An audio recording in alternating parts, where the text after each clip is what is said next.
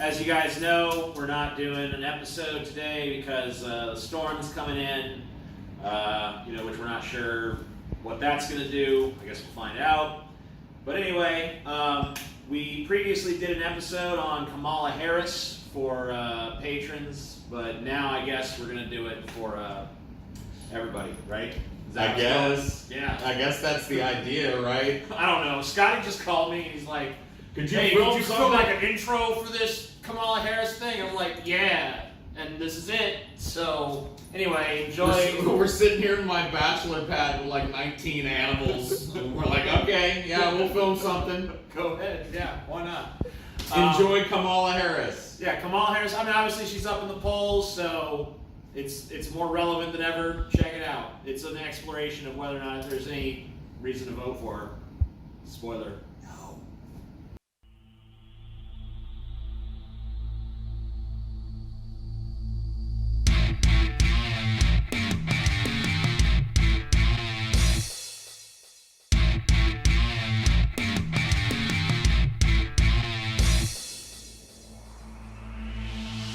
Deep fat fried. Deep fat fried. Deep fat fried. Deep fat fried.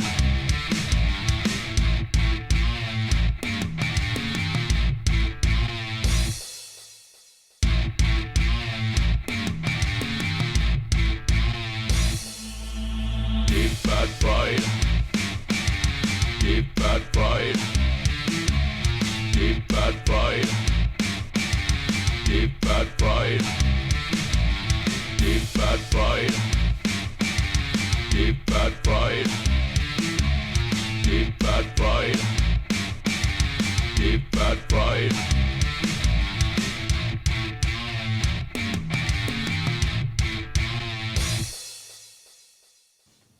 Welcome, ladies and gentlemen, to a patron-only episode of Deep Fat Fried, one of the greatest podcasts ever. Scratch that, the greatest podcast And you know what? ever. This episode we're going to try really hard because you guys are fucking patrons. Fuck those plebs, those worthless little fucking fucks. Yeah, I'll be honest They with don't you. give a shit. On a Fuck normal 'em. show, on a Fuck normal 'em. show, on a normal show, 2% effort. 2% effort. Oh, me, it's 1%. On a show like this, 5% effort. Boom. That's Bringing it up to I can get 5. behind that. Dude, fucking Paul percent. on the non-paying shows like Weekend at Bernie's, dude. He's barely even alive, dude. It don't even fucking matter to Paul. Paul's like, oh, am I being paid for this? Half the time when you see Paul even moving during a regular show, it's just me jiggling his chair. Yeah, it's true. I mean, because fuck them, they're not chipped in on this, are they? We're just like politicians, you know? Yeah. Right. Look, you might vote for us by giving us your viewership, but if you really want to own our asses, you got to fucking come up with a little money, because we're basically whores, right? I mean, we're all whores here. Yeah. Speak for yourself, TJ. Yeah. My record speaks for itself, TJ. I've never accepted really? any dirty money, TJ. I'm pure. None. Pure. As the driven snow. TJ, so if we actually hit that fucking our big chief goal yet? Well, we're going to hit it. You want me to check? Yeah, let's just check. I mean, I'll fuck. check it. Fuck it. I don't give a Patrons fuck. are gonna be excited if they want to It fucking. was so close. They want to come out to Gadsden. Patreon coming Alabama. to 3997. Oh, 3 more man. to go. 3 patrons to And go. the trip to Gadsden is on. 3 more patrons to go. Then we are Gadsden bound. The most unhealthy town in America. The highest mortality rate in America. The lowest life expectancy I think town. we're gonna try to do a We're going to see what they eat. Now, are we just gonna record our trip? Or are we gonna do like a live stream on the road or something? I don't know. We're gonna figure We'll that have out to once figure we that hit out, it. but- When we hit it, we'll figure that out. I mean, I wouldn't see any reason why we couldn't do a live stream from the road. That's what I was thinking. live dude. stream. We got to get some equipment For the so we can mount the Patreonies. camera on the dash and stuff. Pish Yeah. posh, TJ. You know? Pish. Pish. Posh. Posh. Why? Pish posh, TJ. Seems like a good idea. Pishity posh. Pish posh, Oh. TJ. Well, I guess when you put it that way, fuck, I don't even know anymore. See? You made me lose confidence with them pishes and poshes. You can pish posh something You know what? into total Honestly, irrelevance. I'll be honest with you. The pish. Uh-huh. I mean, when you said pish, I was like, "Pff, who gives a fuck? Right. But then immediately you followed with posh, I was like, oh fuck. It's all about the posh. I mean, you need the Gotta hit the pish for the posh. rhythm, Right. You need the pish for the But posh. the posh is where the sting is. Exactly. The Yeah. pish sets up the sting, yeah. Pish, posh. Yeah. It's pretty crazy shit. Yep. That's brutal, dude. Let's see. Let's see if we got a new patron in the fucking time we were pish-poshing. Did we, TJ? I don't know. Please Did we? tell me we did, TJ. We did not. Damn it. What the fuck is wrong with you people? Well, I Well, guess not none of these you- people. They're Yeah, all here they're good. already. Whoa, TJ, apologize to this audience. Yeah, immediately. apologize. Well, I'm these talking to people. whoever's watching a pirated copy of this. Okay, well, fair enough, yeah. fair enough, fair enough. You know, the stupid, because we know you're watching this, you pirating Fucking piece of You shit. know Pirate what? and If piece you're of watching shit. this and you're not a patron, pish, Posh. Pish, pish, Pish, posh, Look, you didn't motherfucker. freaking piss right now. Pish, pish, posh, posh. He's a man of fucking principle. He's I freaking- see you over there You're in the fucking glow piss. of your monitor watching this on a pirated link that you got from somebody. Pish, posh, sir. Pish, posh. But if you're one of the good Posh pish. paying members who I also see out there, posh pish to you. Posh, pish, Posh pish. is a good Posh thing. Pish, posh pish. Posh, pish. That's good. Pish, Yes. posh, DFF. bad. Number one. It says it right there. Number one. Where? So, Where? Right there. So, Paul, I gave you. I did the Elizabeth Warren episode, and we weren't sure what we were going to do for this Friday episode because we're actually going to sit down a little bit later after the show and figure out our schedule. Right. But we weren't sure what to do this week, and you said, "Well, why don't we did Elizabeth Warren? Why don't we just continue the political thing?" And Right. we thought maybe we'd do Tulsi Gabbard and shit. We had a lot of candidates recently announced, so Ultimately, we decided on doing Kamala Harris. well, and she is the front runner according according to to CNN. right here. Yeah, you see her there. The CNN And political she's been power on rankings. the top of that list. You were saying, TJ, forever, right? Forever. It's been at least, I mean, like since January, she's been on the top, and for no reason. Like, there's no poll that supports that. There's really no hard data to back it up. It's just CNN has decided that she's the top. She's the one. She's the tops. She's the one. Dude, old Uncle Joe's number 2. Beto 3. Warren 4, who we already covered. Cory Booker 5. Bernie Sanders 6. Has, Come on. Has Beto even announced? No. No, but he's gonna. He's going to announce. It's, Okay. it's obvious. Well- he's obviously been preparing for it. Before I did the research for this, Biden I knew hasn't announced very either. little about Kamala Harris, other than the fact that she was the California Attorney General Right. for a while in the 90s. You're Attorney General, and you were the Or no, it was actually the 2000s. But yeah, 2011. Yep. So she was, So I was there while she was Attorney General. Under her thumb, Paul. Under her thumb. Now, the reason that I wanted to give her to you is because from what I've heard about her, she is from what I heard about her before we ever did this episode, and I hadn't done deep, extensive research or But anything. you knew about her. But I'd heard some really bad things. Well- And I figured that if anyone was going to sniff out her corruption, it'd be you. So let me just ask you, without any spoilers, obviously, but like, is she the evil bitch that I've heard about, or is that kind of being played up? Yes. Okay. Yes, TJ. She is. Oh, my goodness. Kamala Harris was born on October 20th, 1964, to a black Stanford University professor and a Tamil Indian physician mother. Whoa, That's the wrong kind of Indian. Whoa, okay. Paul. What? Wrong Indian. Is that the wrong kind of What? Indian? Wrong Indian, dude. Is she she's an Indian, right? As The wrong- what? TJ would say, not a casino Indian, a convenience store. Oh, gosh, man. Wow. TJ's a racist, I feel of like a course. buffoon. Not feathers, dude. Dots, dude. Oh, okay. Got it. Kamala Devi Harris was raised in San Francisco's East Bay, Okay. in Oakland, actually, Oh. where she attended public schools, worshipped at black churches, and lived in predominantly African American communities, TJ. Okay. Her immersion in African American culture did not prevent her from being exposed to Indian culture, though. Her mother would take her to Hindu temples to worship, and moreover, Harris was no stranger to India, having visited the subcontinent on several occasions. She is a rainbow human being, if ever there was one, TJ. Yeah. Half black, Half Indian. Wow. 1 foot in one culture, with her father deeply rooted in the church and the black struggle for independence. 1 foot in her mother's culture, TJ. Wow. Yeah. Kind of the broad-minded person that you'd want running the country, right? I would guess think? so. Yeah. Sounds pretty impressive.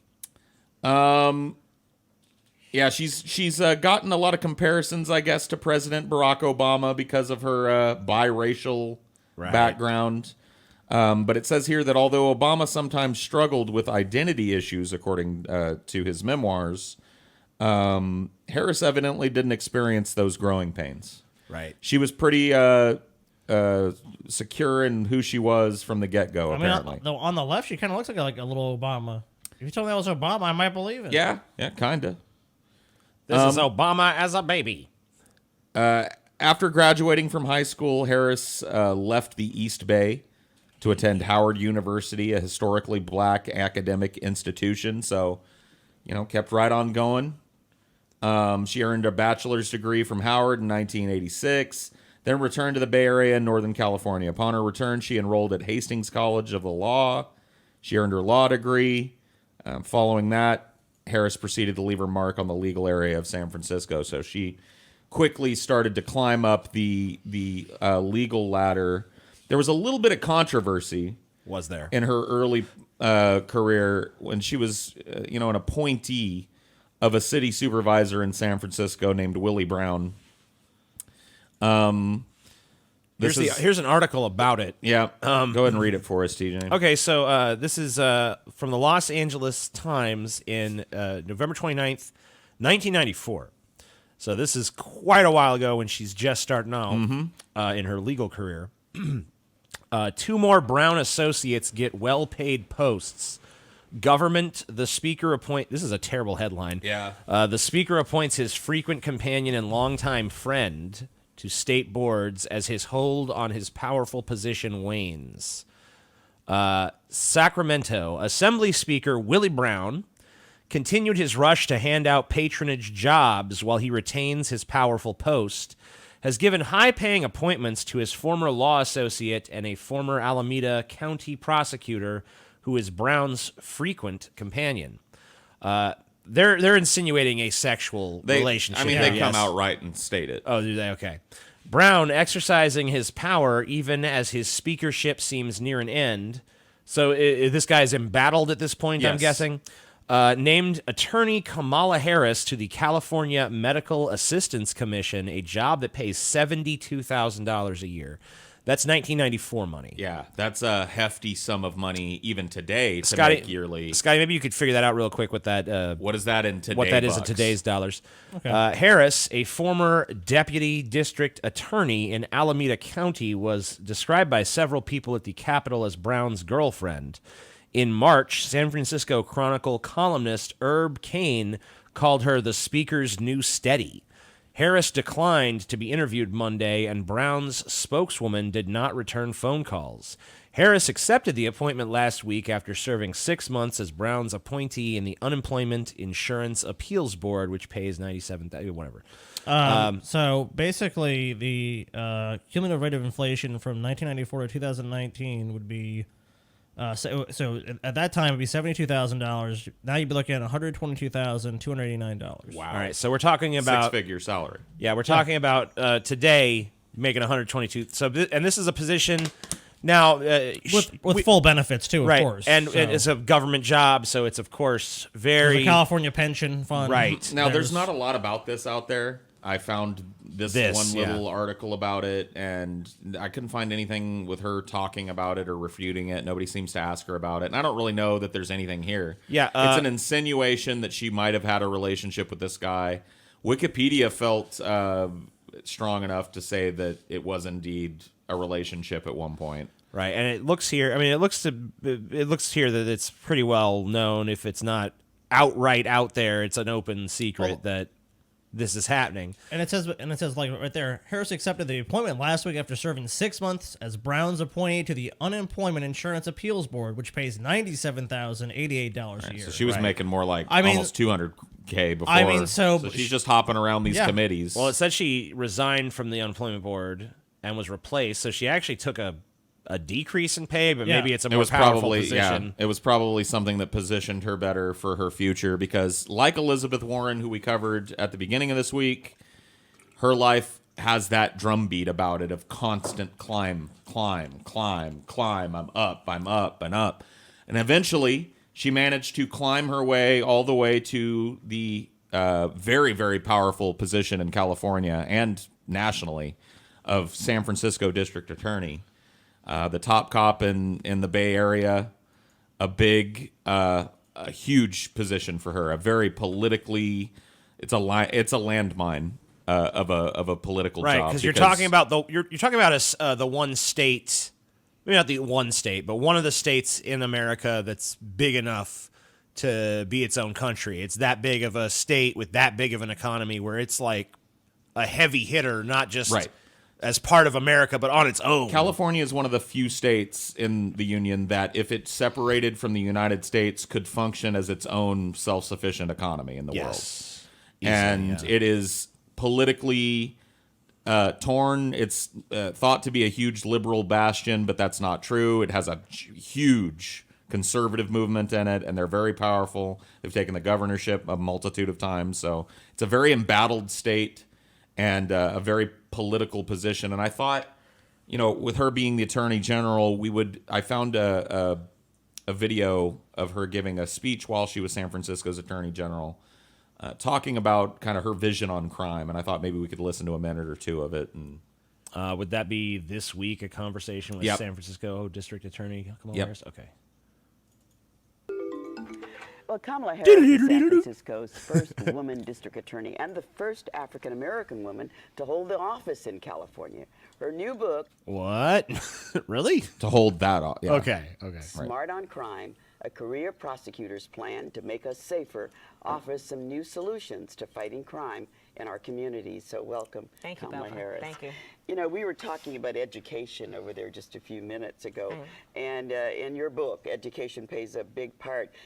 I want her to go on a white show and them to ask her, like, what do you keep in your purse? Oh, I just keep a jar of mayonnaise. Yes. Yes. A dill pickle. Just be the fucking the inverse Hillary across the board. How do you connect education and crime fighting and smart crime fighting? Well, essentially, it all boils down to the public health model, which tells us that the best way to deal with an epidemic is prevention. It's least costly and most effective. If we lose that, then let's get into early intervention once the sniffles start or once we see signs. And if we are at the point, however, of dealing with the epidemic in the emergency room, it's much too late and it's much too costly. Okay, so I take umbrage already with her characterization of crime as a disease. Getting a case of the crimes. Yeah. It's like you can't treat crime and criminality in its many varied forms as a disease assaulting the human body and treat it as such. That's just a bad approach. It's an approach that leads to mass incarceration and longer, stiffer sentencing guidelines. Yeah, and not only that, but like, I have a clip. I'll just play it after we're done watching this one, where she says something very different about this exact same topic. So Sure. So using that as what has been proven to be an effective model and applying that to the crime epidemic, I would suggest to you that an issue such as elementary school truancy, an elementary school child who is missing 30, 40, up to 80 days of a 180-day school year is a very early and clear sign of who invariably will be the high school dropout and then the victim of crime and the perpetrator of crime. And so a lot of what I talk about in the book addresses issues involving children. So criminality is only perpetrated by poor people. There are no rich criminals in the world. There's no such thing as white-collar crime. Criminality is first you truant, then you drop out, then you start murdering. right And because raping she's and focused on a stealing. certain kind of crime, Right. drug crime, violent gang crime. It seems like everything she does, she's trying to give herself. She's trying to create, and this is actually what she's probably been the most effective at, is creating a narrative that she is these things that she purports to be. Which I think later on we're going to see that that's often not the case. So it's really just her being very politically savvy, knowing who her base of people is, knowing who really needs her to see the support. And what she's trying to say is to a lot of people, especially like the African American community in the areas that she's representing, is like, look, I think this is what the problem is. It's poverty. It's these things. It's things that you're concerned about, and the people that are going to support her. And a lot of white liberals in that area are also going to go along with that too, because they want us to be seen as progressive. Well, listen to some of her numbers. While Harris was in the San Francisco district attorney position, the overall felony conviction rate rose from 52% in 2003 to 67% in 2006, the highest in a decade. Since there was an 85% conviction rate for homicides and convictions of drug dealers increased from 56% in 2003 to 74% But you know what? in 2006. An easy explanation for that, though, is the fact that she could just be very selective with. So she only tries cases where she knows they're slam dunks. Like, the more likely we are to win, we're not going to pursue other cases. We're going because think about the perception, like what you just said. Because if anyone examines those numbers, she just says, "I'm tough on crime. Look how the conviction Right. rates went up." Whether or not she actually prosecuted more people or was more effective, that She was known remains to for be closing many cases via plea bargain. When she took office, she took special interest in clearing part of the murder caseload from the previous administration. Was one of her promises. She stated that the records from that administration were less than optimal and worked. So she was just, shitting on the previous district attorney, talking about how bad they were. Out of the 73 homicide case backlogged, 32 cases took deals for lesser charges or took pleas for other crimes. Officers. So she was all about getting the even if she had to plead them out on a lesser charge, she wanted them to just be she wanted them convicted somehow.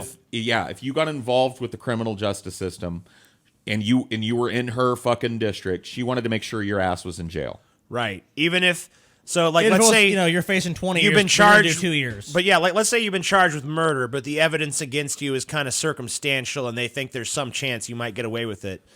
Rather than go to trial with you, they'll be like, all right, you plead guilty to fucking negligent manslaughter or some lesser charge. And You go to and jail you'll for 15 years. Oh, Yep. probably not even that. Probably you'll do we'll give you fucking 8 years in jail and you'll be out in 4. Something like that, where it's like, all right, I'll do 4 years. She was well liked by officers in the San Francisco area, obviously. She was credited with tightening loopholes in bail and drug programs that defendants had exploited in the past. They also accused her of being too deliberate in her prosecution of murder suspects. So she was even a little too soft for the cops when she first took over. Right. They wanted to see her be even harder. Of course they did. I mean, dude, one thing I don't know if it's a guilty pleasure or if it's just a pleasure, but I really enjoy the show Forensic Files. And what you see on there is a lot of interviews with cops as to their thinking about certain cases and stuff. And, you could just tell, you learn a lot about the police mentality, especially where homicide investigation is concerned, watching that show and just seeing these dudes, like, when they're closing in on a suspect and they find out that the suspect is innocent, it's not like oh, thank God we cleared him. It's always like, damn, can't put him in jail now. Right. Like, it's always like, exculpatory evidence is always like, God damn it, a fucking obstacle to us getting a conviction against somebody. Right. That's their mentality. It's not about serving justice or finding the right person. It's just like, build a strong enough case against somebody. And I've seen so many episodes of the show where they're closing in on someone. They got all kinds of circumstantial evidence, and then they the DNA test comes back and it wasn't them, and they're just like all like, God damn it, man. Yeah. We should, if it wasn't for that DNA evidence, we probably would have convicted him, honestly. Well, so it's like, oh, God. If it wasn't for the truth, he would have been oh, guilty. shit. The cops are always pissed off about these in San Francisco. Yeah.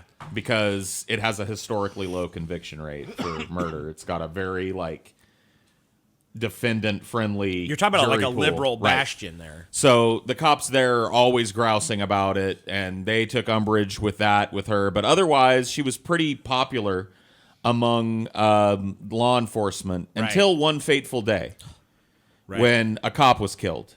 Wow. And she decided, as the district attorney in San Francisco, not to pursue the death penalty. And that really pissed off the cops in the state of California. And she soon figured out that she was really reliant on them as political supporters. And so the rest of her tenure as San Francisco's attorney general seemed to be aimed at shoring up support among the law enforcement community and the related unions. Right. One of the ways she apparently did that was by covering for the police. There was a case that involved a person being caught with a bunch of cocaine, and that cocaine was sent to a lab. One of the lab people testing the cocaine, working under Kamala Harris, not only stole some of the cocaine for their own personal use or to sell or whatever, Awesome. but falsified a lot of the evidence to hide the fact. The malfeasance, basically. Yeah. Kamala Harris didn't think that that was an important piece of information to share with the defense. Right. So you have a major scandal going on within the prosecutor's office. Right. Wherein someone who is in charge of evidence is stealing evidence and then falsifying conclusions of tests to hide their activities. Right. And obviously that's grounds for a mistrial all day Clearly. long. Clear evidence tampering going on, and Kamala Harris, instead of doing what's legally required of her and Lied and hit the bone. divulging that to the defense, hides it. And you hear, look, if you know anything about the justice system in America, you know that prosecutors, district attorneys, and stuff hide those sorts of things from the defense all the time in this country. To me, you know, because the defendant, obviously the defendant has a right to discovery, like, they're not only hiding it, I mean, hiding is a very nice but almost euphemistic term. They're just lying. Right, exactly, yeah. So this case was actually overturned on appeal, and the judge had this to say: Harris's office had a duty to implement some type of procedure to secure and produce information relevant to Madden's criminal history. Madden being the person who stole the cocaine from her office. Right. By not disclosing information about Madden, Harris's office was complicit in the violation of defendants' constitutional rights. Sounds like presidential material to me. So, this is early in her political career. You know, this is her first big post, first big kind of statewide post. I mean, at least... not even statewide, it's just citywide at this point. At least when we were looking at the life of Elizabeth Warren, we could be like, you know... Man, she used to be so kind of awesome back in the day, and then the system corrupted her. But like with Kamala Harris, it's like she just comes out of the gate. Dude, she was a turd on arrival, dude. Just a Yep. fucking piece of shit on arrival. She started off as a piggy and has pretty much stayed that way through her whole career. Hey, pig. I thought we'd take a look at her issues. Yeah, at hold on each... 1 second. Let me just... Yeah, sure. I know we kind of we were covering the thing about just revisiting a earlier point before we get too far past it. You were covering the thing about her talking about how, you know, the best medicine against crime is prevention, right? It's you got to get them. You got to notice the warning signs when they're young. Now you took issue with that, but I think that position is a little bit more enlightened than the position you're going to see here, where she actually takes aim at people who say build more schools, less jails. Okay. Which is basically just that's the little saying associated with the exact position she took in that interview we saw. But anyway, let's take a look at this. We all have these posters in our closet that is attached to a stick that we sometimes will cart out when we're talking about criminal justice policy, and we run around with these signs: build more schools, less jails. Build more schools, less jails. And we walk around everywhere. Build more schools. We protest. Build more schools, less jails. It's like she knows me. Yeah. Put money into education, not prisons. There's a fundamental problem with that approach, in my opinion. And it's this. I agree with that conceptually. But you have not addressed the reason I have 3 padlocks on my front door. So part of the discussion about reform of criminal justice policy has to be an acknowledgement that crime does occur, and especially when it is violent crime and serious crime, well, there should be a broad consensus that there should be serious and severe and swift consequence. So wait, let me get this straight. There needs to be a broad consensus that crime does occur in America. What do you mean? Like that already Well, not only occurs that. constantly. I mean, everyone knows violent crime exists in their community. I mean, even the most safest communities in the world have violent crime or some criminal activity that occurs. The whole idea of build more schools, less prisons was what she was talking about in that earlier interview. Yeah, that's why I wanted to show that. It's the idea that Yeah. dumping a bunch more money into education is going to produce a society that has less criminality in it, because there's going to be less people that are, poor and ignorant and incapable of getting jobs. I mean, that's clearly the implication. I mean, when you're talking about this, I think it's kind of important to just look at that and say, like, how could someone so fundamentally change their position? To say, like, look, we need to prevent these crimes from happening. Then going, we're not serious enough on crime. We need to have stricter laws and more broad and We are talking about a country with the highest or maybe second highest per capita prison population. I think there's an island somewhere that technically beats us. But, at the people speculate China might beat us too, but because the facts and figures secret and all that are dishonest. But as far as we know, based on any sort of honest evidence gathering, we have the highest per capita prison population of any country, certainly any developed westernized country in the world. And we have Kamala Harris out there saying, no, we need more prison, more prisoners. More law enforcement, harsher tactics. You have to understand, though, that's only because I think that she learned when there was that kind of revolt of support against her that she had to be a cop. That the cops were going to be the ones that this law and order candidacy was the way to go. The promises to reduce crime and stiffer sentencing guidelines and putting away more drug dealers and all of this shit was born out of her trying to suck up to these cops. So she very well knew that she wasn't going to maintain her position or climb any higher than she was without those unions, the prison guard unions and the police unions and, the firefighters unions, which always go along. Yeah. You can't come out as anything but tough on crime. And it's cliche, but it's true. I mean, it's because if you don't, then you're whoever was running against you is going to just paint you as like someone that you're just soft on crime. You don't care. Oh, look at this person that did this horrible thing. You would just let them go. You let them walk. So after her area was one of the first nationwide to adopt a standard.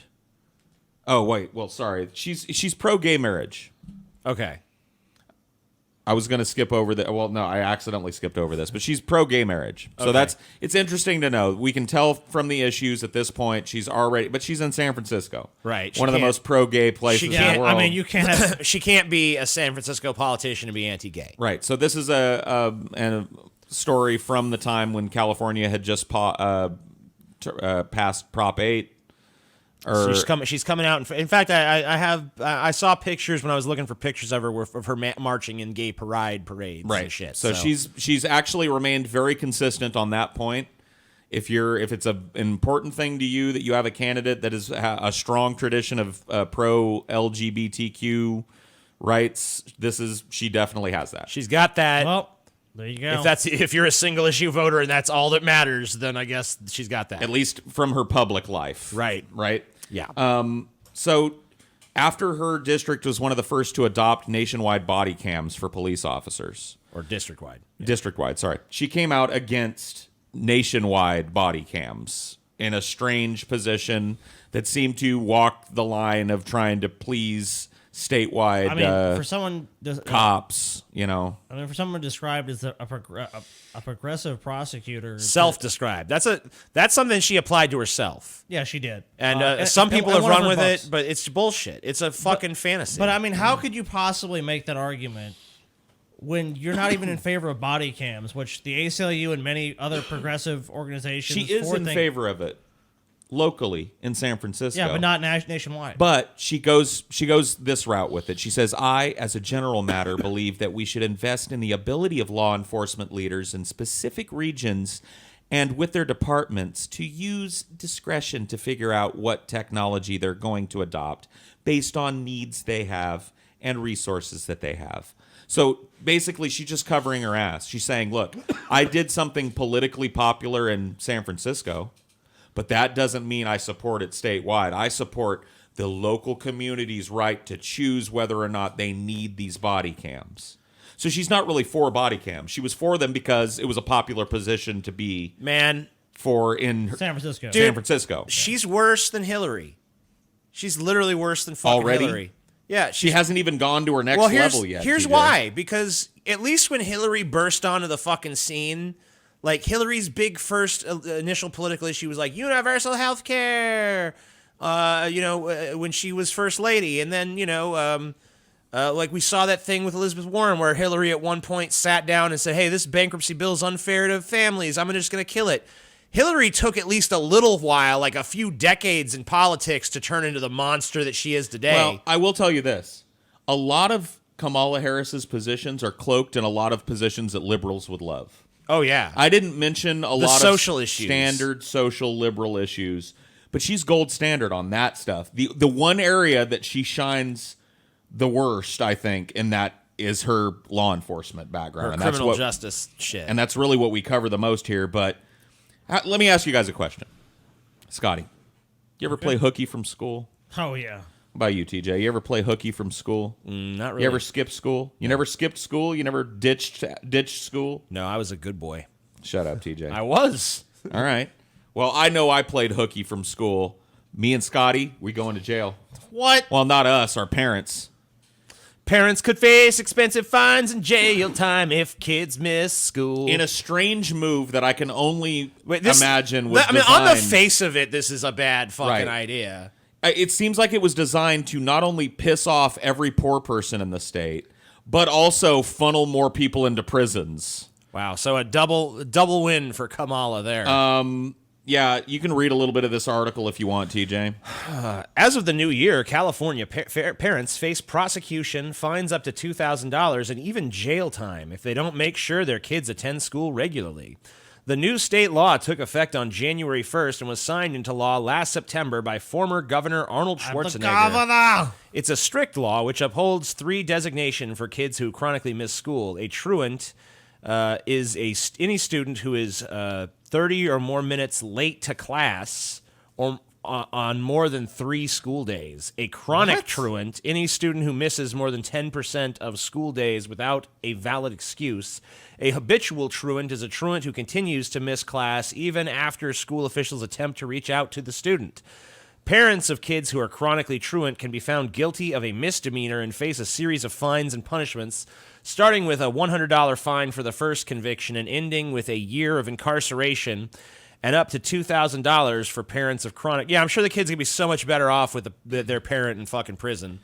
The kid that's already having trouble, put their parents in some legal hot water, and that's just going to fucking fix them right up, huh? So they mentioned Schwarzenegger first signing it into law, but it was actually Kamala Harris that championed this initiative. Yes. They talk about her right here. Sure. Harris addressed the issue in her inaugural speech yesterday. So this is her talking. We know chronic truancy leads to dropping out, which dramatically increases the odds that a young person will become either a perpetrator. That's like a talking point for her. Yep. It is time to get serious about the problem of chronic truancy in California. Last year, we had 600,000 truant students in our elementary schools alone. She's basically trying to conflate these truant students with criminals, which is bullshit. Right. Which even if they are, you don't more jail time is her answer for everything. What? So yeah, I agree. Kids, if you're going to have a public school system, you should make sure that kids are in school. But the answer isn't throwing their parents in jail. There's got to be a better fucking approach than this, for sure. With her, it seems to always be the carrot and the stick. It's always the stick. Always the stick. It's always the stick. It's like, nope, we're gonna fucking penalize you this way because every time a child misses school, it's because their parents are responsible. Like a lot of parents get deceived. Like Stevie, for example, pretended to go to school and would just go and drive somewhere else. And yeah, I guess you could say, well, they should follow him there and make sure he goes. But at a certain point, I mean, if you're talking about 17 or 18-year-old kids skipping school, what are you going to do? You're going to force them to go? I mean, if they don't want to go, I don't think it's a bunch of fucking 6-year-olds that are missing school like this. Beyond the silliness of throwing a child who ditches school's parents in fucking jail on the face of it, this was obviously criticized because it's going to be aimed more at poor people. Yeah. And that means it's going to be aimed at black and people. Latino people. Yeah, so basically, and look, let's be honest, the whole prison industrial complex disproportionately affects black people. So, I don't know, if I guess I don't have the right to say it, but if I was black, I'd be calling this bitch a race traitor all day long. Oh, yeah. Fuck her. So that's an interesting position of hers that, I think bears mentioning since she wants to be the president. What about recreational weed? let me guess. Well, I don't have to guess because you told me earlier. Yep. I'm against it. Actually, I'm for medicinal. Actually, I'm for recreational. Right. So too. this is an evolving position of hers. It's not evolving. I was for it before I was She's against just. it. This is the thing that reminds me so much of Hillary with her. It's just like every position is just like, which way's the wind blowing? Oh, yeah. Oh, I feel it blowing this way. I'm going that way. Greetings, I am Hillary 2.0. Well, that's I definitely... am Black biracial- Hillary. That's Improved definitely biracial model. a pattern that is going to continue as we go through this show today. Hillary Clinton 2, bigger and blacker. God. So She is a rotten bitch, dude. here's a quote from her on recreational weed. Spending 2 decades in courtrooms, Harris believes that drug selling harms communities. Harris supports. So this is a quote from her office at the time. Okay. Spending 2 decades in courtrooms, Harris believes that drug selling harms communities. Harris supports the legal use of medicinal marijuana, but does not support anything beyond that. Harris's campaign manager, Brian Brokaw, told Capital Weekly. So she was very strongly against recreational marijuana. She kind of had to be for medicinal because at the time that she was in California, it was a hot issue. All the liberals supported it. She's in one of the more liberal areas of California. It seems like she's just walking a tightrope of Right. I'm conservative on criminal justice. I have to please my local super liberal constituency, but I can't step too far to go wider. So you can see the plan is always like give myself an out with the wider audience so I can get more conservative as I grow. Oh, she's a fucking demagogue, dude. She's a complete demagogue. I mean, from the word go, I mean, everything about her is just, oh, what's the popular position in the area that I'm representing? In the case of San Francisco, it's like whatever, political facade she needs to put on there, she's going to put on there. Then I'm sure as we progress, it's just going to be more of the same for her. To wrap up her time as San Francisco's district attorney, there was kind of a troubling article in the San Francisco Weekly. Is it this one here? Yeah. A secrecy fetish. District Attorney Kamala Harris is going too far in protecting Catholic pedophiles. Was Kamala Harris merely sloppy when she failed to disclose a crime lab scandal and the criminal backgrounds of police who were trial witnesses? Or does she have a policy of, when in doubt, keep secrets? San Francisco Weekly's attempt to obtain her office's files on Catholic clergy abuse under the Public Records Act suggests Harris favors concealment over transparency. The records at issue may contain answers to a question of great public concern that has consumed international headlines during recent weeks. What did senior Catholic officials know? And what did they do behind the scenes while priests accused of molesting children were shielded from punishment? Cardinal William Levada was Archbishop of San Francisco until 2005. He is now a top Vatican official and the Holy See's most prominent defender of Pope Benedict the 16th against allegations that the pontiff has failed to adequately deal with pedophile priests. In San Francisco, Levada was known as the key architect of the church's practice of keeping abuse allegations secret, protecting abusive priests, and punishing church whistleblowers. So basically, what this amounts to is she refused to release her office's files on investigations pertaining to Catholic sex abuse. So basically, she probably got some money or favors from the Catholic Church to Probably be hush Once hush. again, just walking the political tightrope. Right.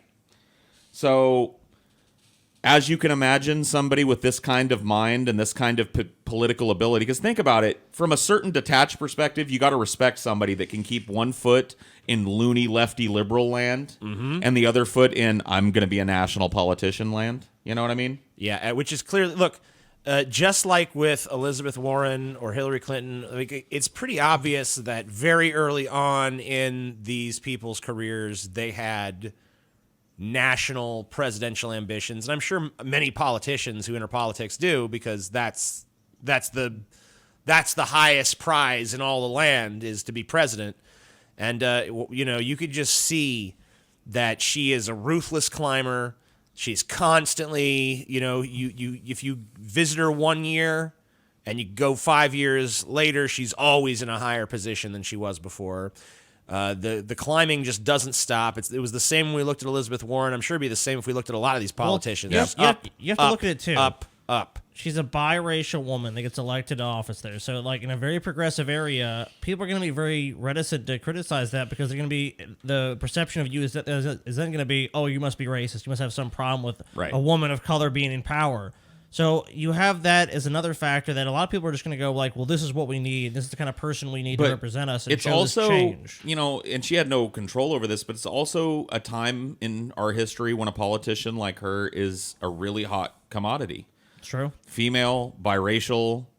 That's a huge, like, there seems to be a segment of our population that is very, very interested in seeing more people like her in positions of high power. So she's positioned for that very well. I mean, I can already tell you that, you know, I've seen people criticize her and then immediately fall under the whole, oh, well, you're obviously sexist/racist.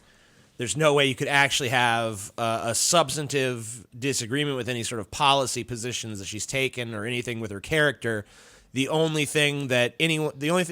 because the only thing they care about is the superficial she's appearance. a woman and she's got darker skin, right? So they think that's all anyone cares about. Well, that's the point I've always made about the electric. A lot of the people are very superficial, so it's like they look at what they basically look at the person as, this is what you look like, this is what you are. So if they see a white male, it's like he's a stodgy old white guy, no matter what. Image is everything in presidential campaigns. So you're not wrong. wrong. It's Kennedy and Nixon that was definitely the case. So on November 12, 2008, Harris announced her candidacy for California Attorney General. Both of California's United States Senators, Dianne Feinstein and Barbara Boxer, as well as House Speaker Nancy Pelosi, endorsed Harris during the Democratic primary. In the June 8th, 2010 primary, she was nominated with 33.6% of the vote. So a contentious campaign, but she made it. In her campaign for California Attorney General, in the general election, she faced Los Angeles County District Attorney Steve Cooley. On election night, Cooley prematurely declared victory. Oops. But many ballots remained uncounted. On November 24th, as the count advanced, Harris was leading by more than 55,000 votes, and Cooley conceded. So he had to give a victory and a concession speech in 24 hours. At That's least pretty sad. At least you got to hear both, you know. So listen to this. This is some credentials right here, just like what we were talking about. Okay. On January 3rd, 2011, Harris became the first female Jamaican American and Indian American Attorney General in California history. Wow, so many firsts. So she's a race barrier breaker, and the left loves that right now. And woo!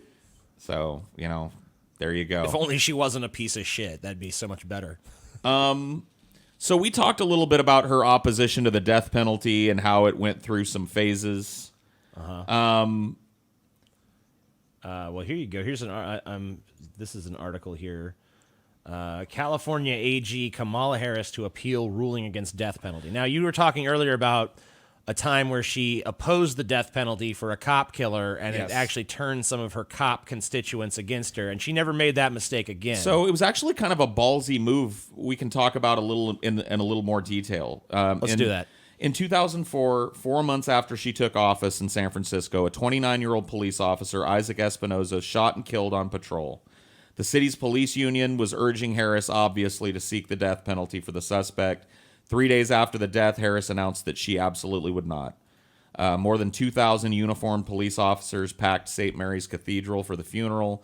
With Harris in the front row, Senator Dianne Feinstein, one of the state's most powerful Democrats, took the pulpit at the funeral and called for the death penalty. Waves of cops rose to their feet and applauded. Let's see. She held firm on it, though. But the cops were very, very, very angry at her, like I said. So she felt the reverberations of that anger statewide when she ran for attorney general for the first time in 2010. You know, once again, I want to say, from a political standpoint, she did the right thing there, because you can't be shown to back down when you Right. take a stand. But she did what every politician really does, which is don't back down then and there. But then the next time the issue comes up, That image of Feinstein. that's when you back down. That image of Feinstein getting up there at that funeral and doing that in front of those cops, that was an object lesson. Yes. That was showing Kamala, like, you have to get these people to do this for you, because if you don't, you are fucked. You're Especially going trying to nowhere. be AG. Yeah, these cops have all got to be like this for you. And she took that to heart.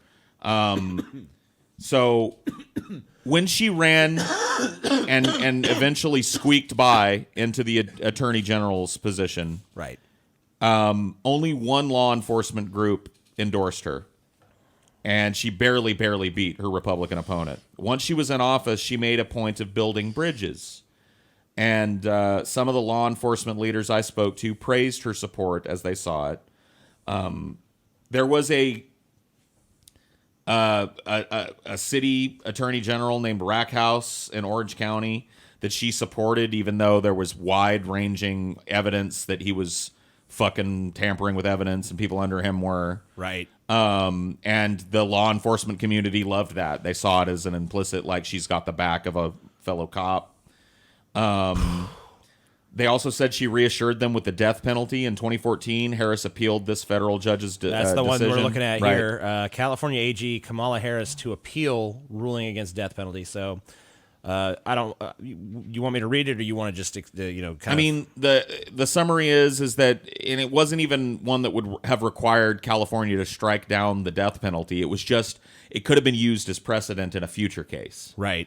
And she made a point, even though she could have let it stand as an opponent of the death penalty, knowing that it wasn't going to take down the death penalty, she thought that it would be a very good political maneuver, and she was right, to win the support of the police unions to appeal this decision. Now, she lost the appeal. A judge basically said, you can't use the death penalty in this case or whatever for whatever reason, right? And then she appealed and said, no, you actually can use the death penalty, even though she had been adamantly against the death penalty prior to that. Right. But now she's all of a sudden, oh, yeah, death penalty, And awesome. you want to see what the results of all that? Well, go ahead, TJ, finish it out. I'm sure the results of that were that her support among police unions and stuff like that skyrocketed. So that's the end of her first term. By the time of her re-election campaign 2 years ago, which at the time this article was written that I pulled for, she had the endorsement of 4 law enforcement groups. Up from one. What? And she won easily. Right. So the first time she ran, she only had the support of 1, and she barely squeaked in. Yep. After she did all this stuff and changed her positions to be more cop-friendly, then she's got 14 dozen. 14 dozen. 14 dozen endorsements, and she's up there, and she wins in a landslide. So some other examples of Harris's troubling record on police violence include the fact that she opposed a bill that would have required her office to investigate fatal police shootings and also refused to report statewide standards for police body cameras. Yeah. right. Well, we discussed the body camera thing, But yeah, but she didn't- actually opposed legislation that was being, what was it? Did it get passed or discussed or was whatever? It basically would have required her office to investigate fatal police shootings, which she opposed. So we're getting to that now. Another God. thing, this on criminal justice, a position that she has taken firmly. So the death penalty, we don't know. She claims to be a staunch opponent of the death penalty, but when the chips are down, she seems to like it. Or she seems to pretend she likes it. So I can't tell you at this point in her career where she stands on the death penalty. Wow. Criminal justice reform, you would think as a liberal attorney general, she would have been hyper-focused on that. In reality, not so much. So there was a Supreme Court case, Brown versus Plata, in 2011, that declared California's prisons were so overcrowded they inflicted cruel and unusual punishment. Harris fought federal court supervision, explaining, I have a client, and I don't get to choose my client. After California failed to fully implement the court's order to reduce the crowding and was ordered to implement new parole programs, the state of California appealed the decision under Kamala Harris. And in court filings, the AG's office argued that if forced to release these inmates early, prisons would lose an important source of labor. Wow. So wait a minute. So the argument, she was literally making an argument of not even like it's dangerous to have him back on the street, or I'm sure she said that shit Oh yeah, too. that was all in the argument as well. But one of the points in the argument was literally like, hey, prison is cheap labor. Yep. So she's basically saying like, she's basically pro-slavery. So some numbers on California prisoners here for you. A lot of them were fighting wildfires in California as prisoner firefighters. Right. So prisoners that are not firefighters in California earn somewhere between 8 and 37 cents an hour in maintenance, kitchen jobs. Prisoner firefighters receive the higher pay at $1 an hour. Wow, $1 an hour. They're bringing home the bacon, dude. Yep. Wow. So go out there and risk your life and your health forever for $1 an hour because you sold some weed or whatever. Jesus. Harris later backed away from her office's argument in the prison litigation case, I'm telling sure the she website did. Think Progress, the way that argument played out in court does not reflect my priorities. The idea that we incarcerate people to have indentured servants is one of the worst possible perceptions. I feel very strongly about that. Yeah, I'm sure you do. It evokes images of chain gangs. Yeah. No. It actually is a chain gang. You dumb, It literally you dumb is. fuck. It doesn't evoke images of chain gangs. The fact that there are fucking people getting paid $1 an hour to fight fires in America, anywhere, California, that's a chain gang. It's not an image of a chain gang. Cheap labor. How many how many prisoners are there in California too? I mean, I don't know. I don't have the numbers. I'm sure quite a few. It's the largest state. I mean, so probably a few 100,000, I would guess. If maybe not more. I'm sure it's more. California prison population. Da da da da da. How many people are incarcerated in the state of California? Actually has a low incarceration rate for America. 120,340 people in state prisons in 2016. So not super bad. It's actually the 18th lowest incarceration rate in the country, with a rate of 331 per 100,000 people sentenced to a year or more behind bars in 2016. So it's not too bad for America, but I guarantee you compare those numbers to most of the Western world, it's pretty bad. And especially when you think about that, when you're looking at those 120,340 people who are just in state prisons, we're not even talking about federal prisons or any of that stuff, but I guess it's not under her jurisdiction. Looking at all those as just cheap labor working for 8 cents an hour or 30 cents an hour, or at the top, $1 an hour. Right. I mean, that's just a And then she huge defends amount. it. And then she's like, and then she defends Oh, it. I defend it, but then I don't really defend it. But then when Think Progress asks about it, then Right. I didn't have no control It over evokes that, images. and that was just something we had to She's say. like in that. court. Gang. Here's another incident, or a couple of incidents where she didn't have any control. There were sentencing reform initiatives in California while she was the AG that she refused to take a position on, and she argued it would be improper because her office prepared the ballot booklets. A former California Attorney General, John Van de Kamp, considered that explanation baloney. Right. So just an excuse for her not to take. She didn't even not wanna to piss take a off stance. the liberals, not to piss off the more conservative police unions. I just don't take a stance because it Yeah, would be do nothing. improper. It'd be improper for me to even Well, take it's basically a stance on this. it's do nothing. It's like, if you have two groups, let's say you have about three, like you say, you have Democrats and you have conservatives and you have obviously this wide spectrum, but then you have she's in the middle of all this. Think about the absurdity of that. Any position that she takes though is going to have consequences. At this point, she's California's Attorney General, the fountain from which all fucking The top law enforcement justice official. system Yeah. policy is supposed to flow, but she can't comment on major sweeping sentencing reforms and what she thinks about them because someone in her office prepares the pamphlets. Yeah, it'd be improper for her to even take a Absurd. stance. So she's just a tightrope walking politician, and once again, a cop. Weed, as Attorney General for California, she remains medicinal only. There's really not a whole lot of change from her previous position here. She amps it up a little bit. She starts making speeches like this one where she says it's time to end the feds' war on medicinal weed. During this time, dispensaries were being raided by the federal government in California, medical dispensaries and such. So she came out strongly against that. So she's been for medical weed for a while, but recreational weed, as California's AG, she remained opposed to it. Right. But what about now? Well, We'll get to now in a minute. Okay.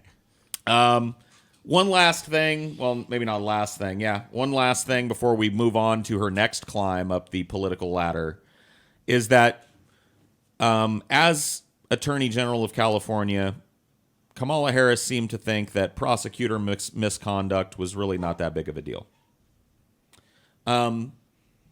So in 2015, judges called out Harris's office for defending convictions obtained by local prosecutors who inserted a false confession into the transcript of a police interrogation, lied under oath, and withheld crucial evidence from the defense. The judges admonished her to admonish that attorney to talk to the attorney general and make sure she understands the gravity of the situation. And they also said something like, she won't be happy if we have to retry this case. So throw it out. Let's see.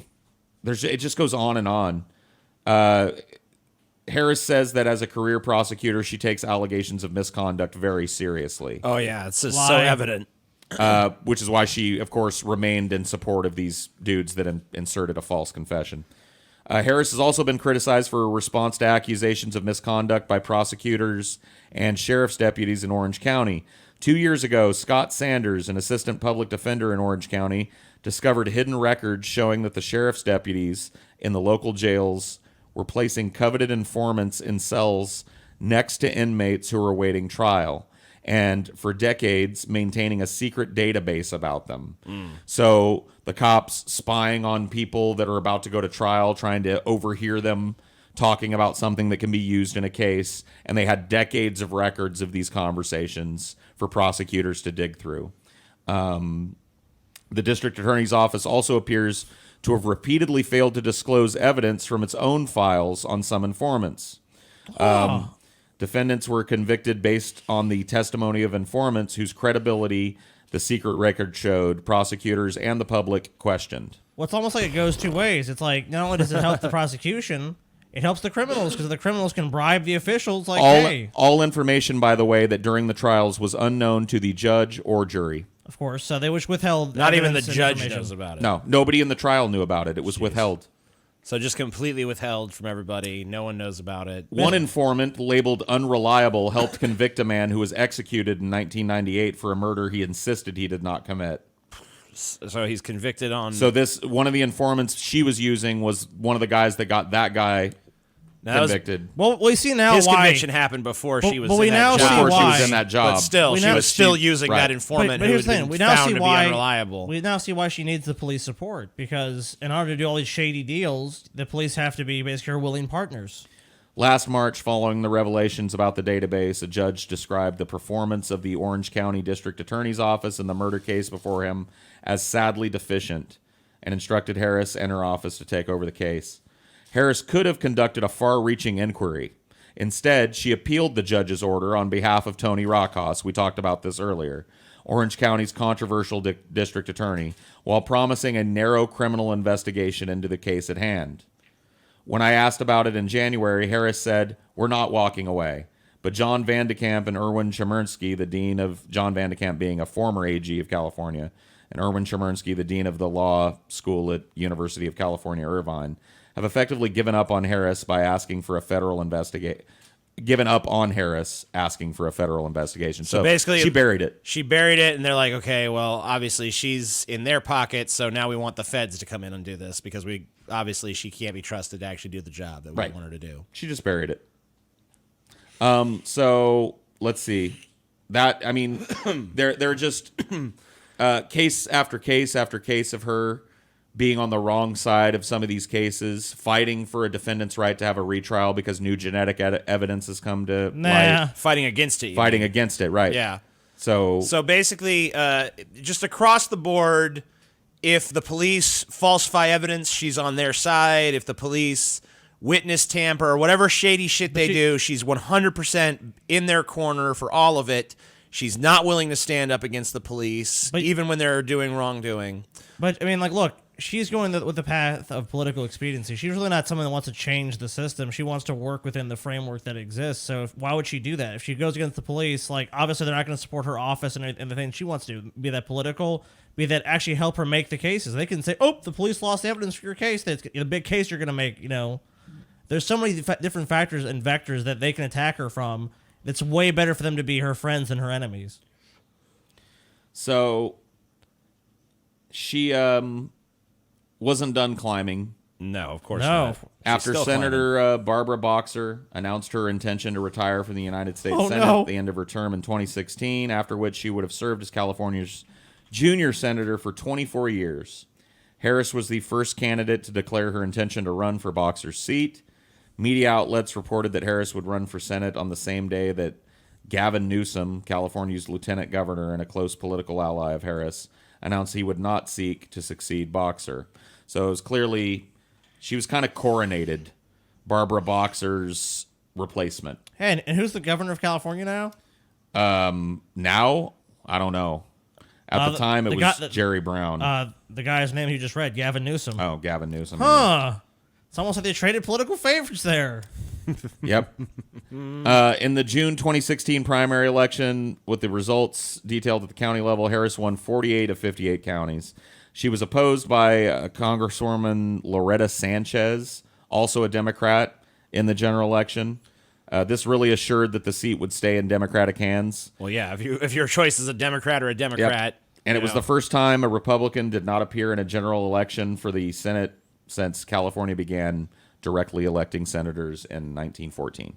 So this was as much of a coronation as you get in a society that's outlawed royalism. I thought Elizabeth Warren's coronation was crazy because there was no primary. It was just like, Elizabeth Warren, you're the only one. Nope, they didn't even have a real election. Nope. In this case. It's just like, Kamala Harris, you are anointed senator. Bend the knee. We dub thee Senator of California. So Keep now we on can talk about climbing now we that can talk about the subject that ladder. everybody wants to talk about, her evolving position on weed. Yay. So it's been pretty consistent as San Francisco's district attorney, medicinal only. As California AG, medicinal only. It harms families. As a congresswoman, hell yeah, weed is great, bro. She loves weed. Oh, yeah. Here's a quote from her. Right now, in this country, people are being arrested, being prosecuted, and end up spending time in jail or prison, all because of their use of a drug that I should otherwise know I should be put many of them considered legal. there. Yeah. A lot of them are there on your watch. Harris, Too bad you didn't do anything about it when you were actually in a position to. That's kind of crazy. So she says she supports Cory Booker's bill that he introduced to deschedule marijuana. Mm-hmm. And she said making marijuana legal at the federal level is the smart thing to do. It's the right thing to do. I know this as a former prosecutor, and I know it as a senator. Here's a problem, though. You didn't seem to know it as a former prosecutor. That's kind of weird. Yep.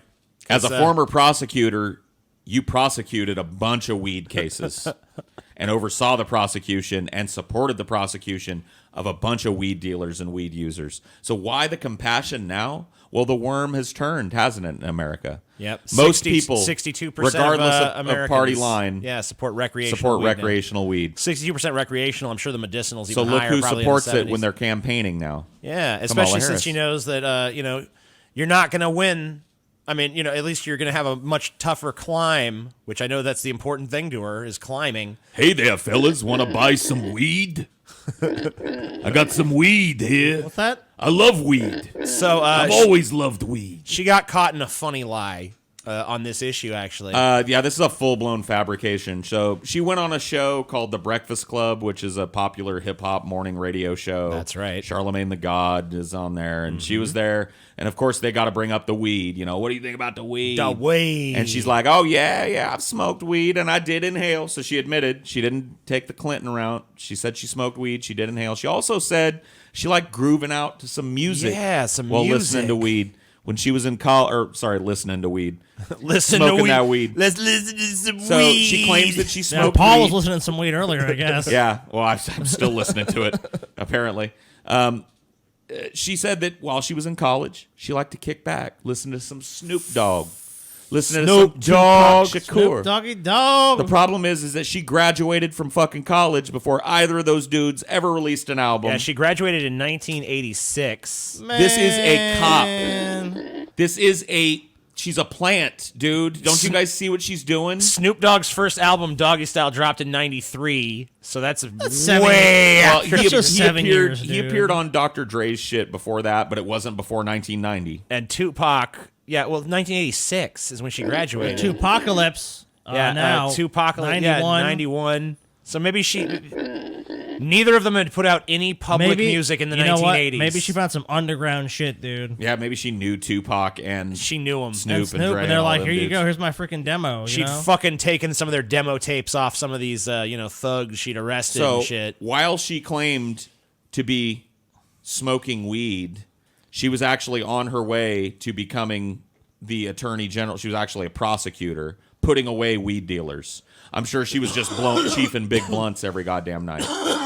She's fake.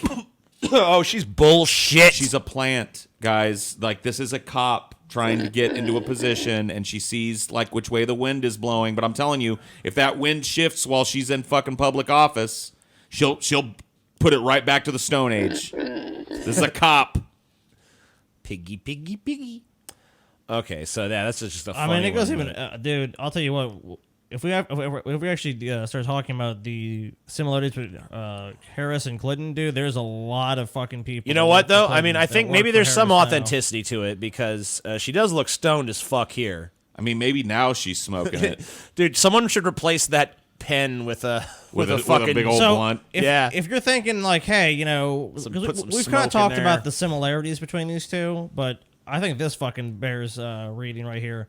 After winning her Senate seat in 2016, Harris gave many key staff positions to former Clinton staffers, including Sergio Gonzalez, a senior policy advisor to Harris, and former regional director for Hillary for America, the late Tyrone Gale, who was the press secretary for Harris and a member of Clinton's 2016 communications team, Kate Water, who became Harris's deputy press secretary and was formerly a deputy press secretary for Clinton's campaign during the Iowa caucus and later press secretary for several subsequent primaries. Lily Adams, So- Harris, so it goes on and on. What you're telling me is basically the Clinton machine. And that was her 2016 campaign, so hey, maybe your 2020 campaign's gonna be better. So only of those people, Adam Gonzalez, continue to work for Harris. So here, former Clinton campaign finance lawyer Mark Elias, will serve as general counsel for Harris. Angelique Cannon, another Clinton 2016 campaign staffer, will serve as Harris's national finance director. David Hunuth, I don't know how to say his last name, who was Hillary Clinton's director of delegate operations in 2016, I'm sure not a shady person at all, will serve as her senior advisor. So let me get this straight. A bunch of the Clinton machine that tried to get Clinton in office in 2016 has now jumped on to the Kamala Harris One of the bandwagon. architects of fucking Bernie over delegates is on that team. Well, I guess we can just answer the question now. Who was she with? Was she with her? Yes, She was. Go ahead and read it, TJ. Are you in? I am excited to stand with Hillary Clinton. She has fought for decades to create opportunities for California families. I have deep admiration for her, and I know she will be a phenomenal president. Will you join me in helping elect Hillary as our country's first woman president? Fuck no. Are you in? Join us. Yeah. Join us. Yay! We're gonna win.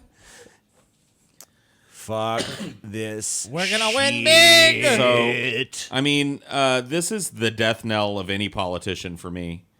Anybody, the bell tolls. anybody that had the choice to endorse a candidate and chose Hillary over Bernie is forever, like in my mind, unfit to serve in any fucking capacity, including in the government. Bernie. Yeah, I don't even let Bernie off the hook on that. That's why people give me shit all the time for not agree being with on you. the Bernie train. But you know what? I watched that motherfucker bend the knee to Hillary Clinton. In my view, Hillary is what we need for America. It's like, yeah, what? it's like, what? Aren't you? Didn't you spend your whole campaign talking about how that's exactly the opposite of the truth? Bernie. I mean, look, if you bend the knee to fucking Hillary, I'm sorry, but how can you say you're a true progressive? I mean, like I agree I don't with think you. you can. You just can't. I mean, And her campaign is stacked with Hillary fucking plans. Her 2020 campaign is stacked with people that engineered and the architect of the delegate strategy. CNN did this same shit with Hillary, during the Democratic primaries. Yep, it's just assumed Hillary is anointed. So it looks like CNN's doing the same thing for Kamala Harris here. If you go back to that list from the beginning, TJ, I mean, she's right there at the fucking top of it. Yeah, another thing was, how can Bernie? I mean, I hate to get off topic. How can you fucking bend the knee when you won states and then the fucking delegates are just given to Hillary and it's like, oh, but I'm gonna support her so we don't have Donald Trump, and that didn't even work anyways. How did that work out? Who's president? It was a coup, dude. I watched that fucking Democratic National Convention. It's a disgrace. It was a coup live on TV. Like every time one of these state representatives stepped up and was like, the great state of Connecticut declares for Hillary Clinton, there would be like an ocean of boos and a Bernie chant. It was just like that whole place was there for him. But even he stood up and fucking was like, listen, calm down. Hillary is what we need. He tried to mend the wound. As he walked off stage, Hillary was officially coronated to a chant of Bernie. That's the end of it. That's the end of if you need further proof that this is all bullshit, there it is. Oh God. And I love this poll here. Like, Beto O'Rourke is gonna do it, and Elizabeth Warren's gonna, and Cory Booker's gonna do it, and Bernie Sanders is over there like, he's number 6. Look at me. I'm number 6, but at least I'm still near the top. He's not. Yes, I am. He's not number 6. To the eye. I'm number 6. I mean, they got him between Cory Booker and Amy Klobuchar. I'm only 2 steps above Julian Castro, whoever that is. Yeah, exactly. Dude, if you want a laugh, go watch Julian Castro's announcement shit. I bet it's great. It is the most, like, he does not mention any policies whatsoever. He literally just sits down and talks about the history of his family and then is like, I'm running for president. It's a Wings Take Dreams speech. Yeah, it's one of those. Nice. It's one of those, and it's horrible. Julian Castro has no chance. Whatever. Anyway, fuck this shit. So like Warren, she hasn't been a senator for long, so her legislative even shorter achievements... amount of time. The only thing I tried to find some bills she'd actually introduced. Now she has co-sponsored a shit ton of bills and sponsored a ton of bills. Her name is all over the fucking place when it comes to being a co-sponsor or a sponsor of a bill. All the time, all over the place. Yeah. But as far as bills she's actually introduced, the only thing I could find, I don't know if this is the only bills she has introduced, but these are the only 2 bills I could find that she's introduced. There was 2, and they both have to do with mental health. She proposed the Mental Health Telemedicine Expansion Act and the Mental Health Professionals Workforce Shortage Loan Repayment Act. So here's a brief summary, according to her, of what they're supposed to do. So the Mental Health Telemedicine Expansion Act would allow Medicare beneficiaries to access certain mental health services through telemedicine, regardless of where they live, as opposed to only geographic regions which provide shortages, provider shortages. Right. And also it would allow Medicare beneficiaries to access these mental health services through telemedicine in their own home, as opposed to at qualified originating site, such as a doctor's office. It sounds like a bunch of these companies lobbied the Congress and the Senate to pass laws that allowed them to do telemedicine. Well, this one, I mean, like, telemedicine can be, a lot of it centers around mental health, allowing counselors to do these remote counseling appointments. So people that live in a place that has a drought of mental health professionals can still get counseling. But a lot of these sites, too, at the same time, don't have any standards for those people. Oh, absolutely. And you're not wrong about that. Was that BetterHelp or something? Was the big scandal? There was a big scandal about. Dude, I was so torn on that whole BetterHelp shit. Well, no, if you had actual people who were qualified to do it, that's one thing. Right, because I think most of the people that were fucking providing shit on that site were. And, it's like, I understand that site should take rigors to make sure that anybody providing care on it has the right fucking certifications and shit. But on the other hand, like, decrying it, are you trying to throw up a barrier between somebody who might, like, be too nervous to go see somebody in person who's just now hearing about the opportunity to get counseling from somebody. Yeah, You know what I mean? I don't think you throw out the babe with the bathwater, but I think at the same time you have to be cautious. I'm with- because you have someone that doesn't give someone actual care through Right. through scientifically recognized methods, and you have people get treated, and that could lead them to committing suicide. That could lead to a number of other issues, Right. like their Right. depression can get So worse. can having them remain untreated with no outlets to get fucking treatment. Yeah, So- but at the same time, then are you advocating that people get treated by people who are not mental health No. professionals? Well, then there has to be some regulation and scrutiny. Of course, I'm not against that. But I'm saying, I'm just saying, but like, you just said that there's another. when barrier. I looked into it, most of the because I actually looked into BetterHelp, and most of the So people did I, I yeah. found were accredited, and I was able. Oh to no, find I their- agree with you, but I'm just saying that you have to So- be cautious about those things. I think, yeah, as a consumer, I don't know that it's on the company. Like, as a consumer, if I'm going to talk to a doctor through A bunch of people telemedicine- will skirt this shit by just being like, I am a life coach or some bullshit. Well, they can't.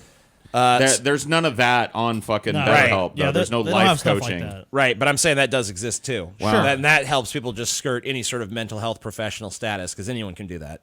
Right. So anyway, the Mental Health Professionals Workforce Shortage Loan Repayment Act would authorize a new loan repayment program for mental health professionals who agree to practice in an area with a shortage of mental health professionals, and would repay 1/6 of a professional educational debt for each year of service, up to $250,000 over 6 years. So basically, it seems like these That's are pretty standard. These seem like reasonable enough bills from what I'm reading here. Neither of them went anywhere. They were introduced. They were never voted on. Right. I mean, they Nothing's were happened with introduced them. at a time where there was, not a whole lot of power in Democratic hands in the Senate. So these were, token pieces Virtue of signaling legislation. Yeah, bills, right. basically. But I mean, I don't necessarily disagree with the content of the bill as it's summarized here. I don't know if there's some hidden agenda. There might be. There's a lot of people that support it. Let's see, the American Psychiatric Nurses Association, the American Psychological. So a lot of big supporters. So there's a lot of and I just when I was seeing my last therapist, he just started moving towards a telemedicine approach and shit, and was talking about how huge it was going to be. So I tend to believe that this is going to be how a lot of people go see their therapist now, and I'm all for it. Like, if you can get a more comfortable experience, 'cause that's really what therapy was about for me. The biggest barrier to it helping me was getting comfortable being in that environment and speaking openly. Well, if I can be in my fucking chair at home, surrounded by my own shit, I'm more likely maybe to open up to these people and get the help I need. A good thing with it too is that they can set up, like, these major companies can set up these portals so people can you can cut out people like BetterHelp, so it's just qualified people, and then you can, like I said, give people access to these things in a much simpler way. Kind of cut out the middleman. All right. Well, we maybe do an episode on that at some point. But, for sure. So another thing, Kamala Harris, not going to be surprising based on what you already know about her, but she's not too averse to taking money from powerful special interests. Well, she doesn't want to spend a bunch of terms at this level of power. Her ascent trajectory now is straight up. She wants to be president. She wants to be the president. You got to be an Obama. Look at Obama. He was fucking 2004, 2008. He's president. And so while she does spout your typical left-wing kind of anti-corporate rhetoric, this is who she's visiting to get coronated. This is before she even Bend announced. the knee. This is in not long before she announced, though. This is from January 8th of this year. Wall Street executives are hearing from Cory Booker, Kamala Harris, and other Democrats as they gauge interest in a possible 2020 presidential campaign. I'm just going to read the summaries here. Wall Street executives have heard from several potential 2020 Democratic candidates for president, including Cory Booker and Kamala Harris, as recently as last month. Blackstone's Jonathan Gray, 32, advisors Robert Wolf, and Centerbridge Partners Mark Gallagly are just a few of the Democratic financiers who have been engaging with possible candidates for president. The revelation of communication between Wall Street donors and possible Democratic candidates threatens to exacerbate tension between liberal and moderate Democrat voters. I love how a moderate Democrat voter is someone who doesn't care if the party is bought and paid for by special interest And of course, money. Kamala That's what Harris, makes you a moderate now. Of course, Kamala Harris has said she's not going to take any super PAC money, but you know what? She's still courting major fucking donors, so she's going to take big corporate donations from individual donors. You know, She's meeting with the owners. Yeah. To make sure that she has their blessing to attempt to vie for their ultimate blessing as president. Let's just go to opensecrets.org and take a look at what kind of senator Kamala Harris has been in terms of, this kind of stuff. So from 2013 to 2018, she raised $22,756,387. She spent $21,440. Put on a million. Yeah, $21,440,109 of that, and she has about $1.3 million cash on hand and very little debt. So she kind of she gets it and she spends it. But this was last reported in 2018, so she's 2018, so obviously rapidly raising. Yeah, as a presidential candidate, she's raising a shit ton of money right now. And actually, she is doing very well in fundraising, from what I understand. So top contributors from 2013 2018, Warner Media Group gave her $127,000. Raised, I don't know if individuals is a separate thing or if that's factored into the total. It's factored in the total. So from individuals, she got $126,000. From PACs, she got $1,000. So there's that total. Another top contributor, University of California, Alphabet Inc., 21st Century Fox, getting a lot of money from the entertainment industry. Venable LLP, she's getting money from, and actually it's her husband's company. Yeah, her husband was a law partner at this law firm for a long time, so her husband's company was ponying up about $91,000 to her. Wow, an individual. So as far as industries donation that she receives from, top industry, lawyers and law firms. Red flag. She's raised $2.3 million from them, $76,000 of which were from PACs. From retired, another red flag. Red flag number 2. 1.2. TV industry is TV and movie industry, entertainment industry in general has given her 1.1. Securities and investments, the finance industry, real estate. 5 strikes. Is she out yet? She's out. She's gotten all kinds of money from these people, and I'm sure I don't know what her current fundraising efforts are. Let me see if I can figure out how much money she's raised as president. I mean, she's not president yet, TJ. Or as presidential candidate. We're revealing that we know what's going to happen in this next election cycle, TJ. As president, I mean, don't let them know about the time machine. How much money has Kamala Harris's? Well, I know on her first day she raised $1.5 million. So she had a pretty successful launch to her campaign. Report Kamala Harris campaign raises $1.5 million in first 24 hours. Yep. So I'm sure it's slowed down since then. But the initial burst of money that she gathered just from announcing is she raised $1.5 million from 38,000 donors. Wow. Which is pretty strong within 24 hours.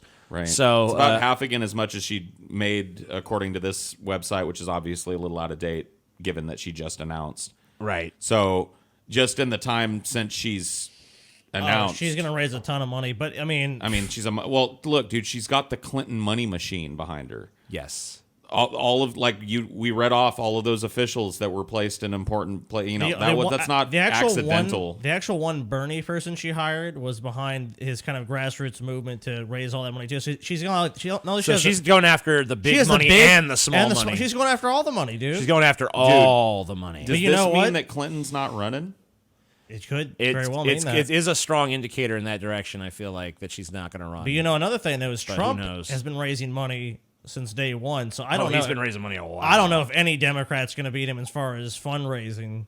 Man, she can try. Be some fucking mudslinging in this Democratic primary. Yes, there is.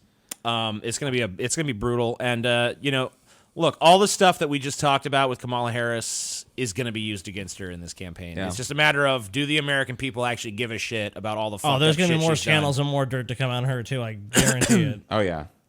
But a lot of this stuff, the nepotism, the flip-flopping, the really conservative stances on criminal justice issues, all that is going to be used against her.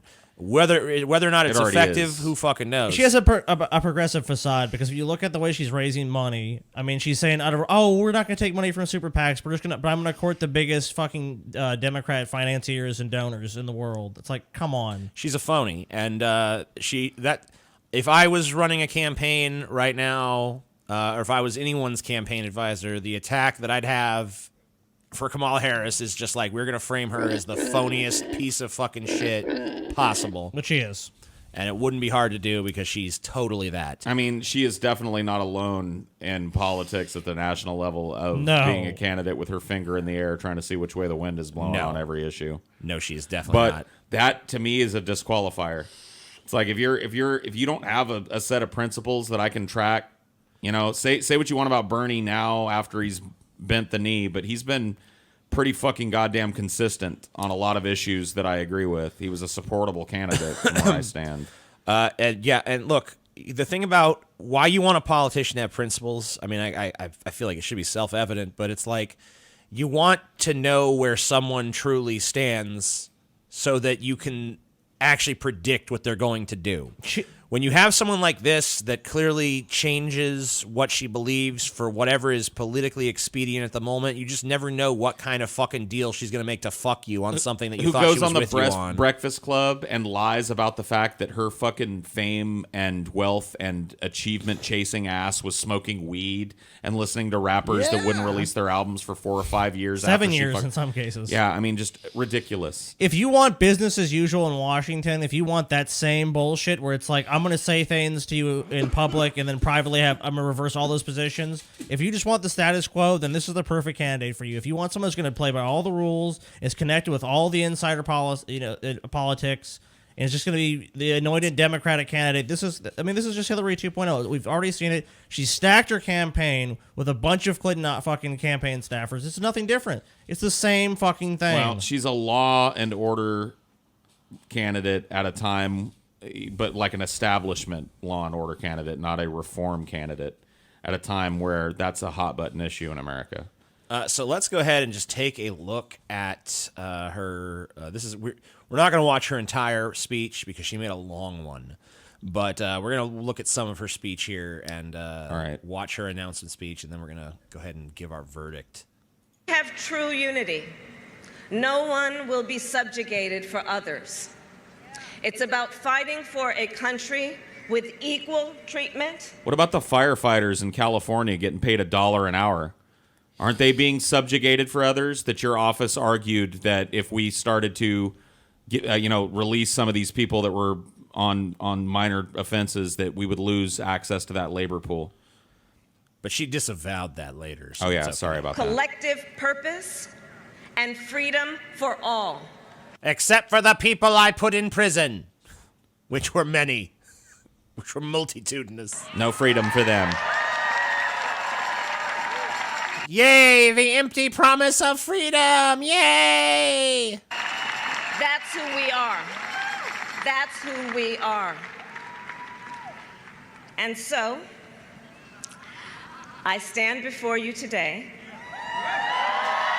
Woo! You excited, Paul? Milk it. Milk it, you venomous snake, you. What's that, Paul? Sorry, I'm just...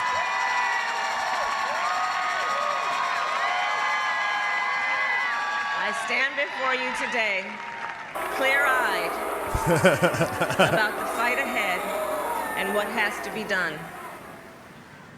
With faith in God, with fidelity to country, and with the fighting spirit I got from my mother.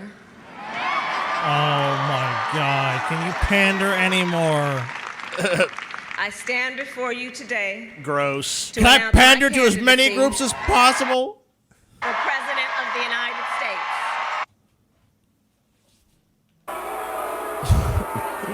States. Any intelligent crowd that was capable of critical thinking would take that exact action. They'd be booing this fucking speech, which is insulting to the intelligence of any person. Dude, in my perfect world, allotting for some outliers, this would be the response. She'd be sitting in a fucking, gymnasium of an elementary school in front of like 18 old people wearing Shriners hats. I'm running for president. You know, but like, no, she's got too much money for that. Got too much money for that. So there's, you know, this giant crowd. I mean, she's in the hometown, all right, too. so let's just bask in the reaction here for a second, okay? Yeah, okay. 1, 2, 3, 4, 5, 6, 7, 8, 9, 10, 11, 12, 13, 14, 15, 16, 17, 18, 19, 20, 21, 22, 23, 24, 25, 26, 27, 28, 29, 30, 31, 32, 33, 34, 35, 36, 37, 38, 39, 40, 41, 41 seconds. Yeah. And Of just- I will tell you. Campaign staffers are going, cheer now, cheer now. Here's your cheer sign. There was like 20,000 people at this or some crazy number. I mean, this is a hometown crowd. She's an Oakland, California native. She's still wildly popular in California, despite the fact that she was imprisoning a lot of the people's relatives that were electing her over and over again. Jesus. So, yeah, I mean, you know, there's definitely a broad base of support for her there in the Bay Area, where her very, like, as we saw, very deft ability to walk that tightrope of supporting local policy, but then reassuring the wider audience that, hey, what happens in the Bay Area stays in the Bay Area. Come on. Don't worry. I like body cams here, but when I'm in California, not really. No. Look, You know, there's a I'll bunch leave of it up to you. loonies. The loonies here. Give them. They need body cams for the loonies. You guys are safe. I like criminal justice reform here, but once I'm in California, who cares? I can't comment on that because my office puts out the pamphlets. So. I'm running for president because I love my country. I love power and wealth. Wow. I love my country. What's the next line gonna be? Let's just fucking everyone. I love my country. I'm running for president because I love my country. What follows that? Something about how this is the greatest country on the face of the earth, maybe? Yeah, maybe some maybe it platitude could be, it about could be the greatest country in the world. the need to defend it. I love my country. Doubling down on it. I'm running to be president of the people, by the people. Ah, she's going with the old of the people, by the people, for the people line. I see. People and for all people. As the jailer of all people in a horrible dystopian slave state where you make $1 an hour. And that's if you're lucky. Hey, at least you get paid, Paul. At least you're going to be paid. It's like a socialist dream, guys. She's going to give you free room and board, give you a house, you know. Give you a job, Paul. It's going to give you you a job Of the people. For the people. Hooray! 3 square meal, 3 hots and a cot plus $1 an hour. I mean, come on. A bathroom too, dude. All the shit you could need. Quality medical What's the care? next cliche? Shining city on the hill? running What? To fight for an America where the economy works for working people. Ooh, economy. Ooh, the We economy. should have known Oh, the economy was economy. coming. Come on. Economy. All right, what's Stupid. next? Not just the For wealthy. America, where you only have to work one job to pay the bills. Yay! Oh yeah, definitely a good line of attack. Gotta attack the rich. That's always a definite crowd pleaser there. Oh, the rich are too fucking rich. Fuck them. And where hard work is rewarded, and where any worker can join a union. Yeah! I am running to declare, once and for all, that health care is a fundamental right. See, this is a position of hers that is relatively new. You know, with her national candidacy. She actually has unlike a lot of these other corporate Democrats who won't go all in on healthcare. She actually has the sense to know, like, I actually have to do something that's exciting if I really want people to get behind this shit. Right. So that's her way of, like, this is an exciting, actually progressive position You know what's to crazy about- energize the left base.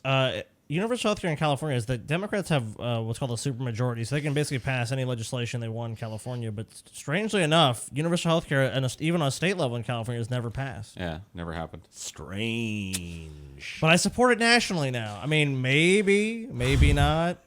I mean, I will say this: if she runs against Donald Trump, she's the nominee. That's something he's going to hammer to. That a message obviously appeals to quite a few voting Americans, especially his base of look. It'll be socialized medicine. Yeah, look, you want socialized medicine. You want lines for your shots, lines if you break your knee. It's terrible. Death panels, all terrible. that.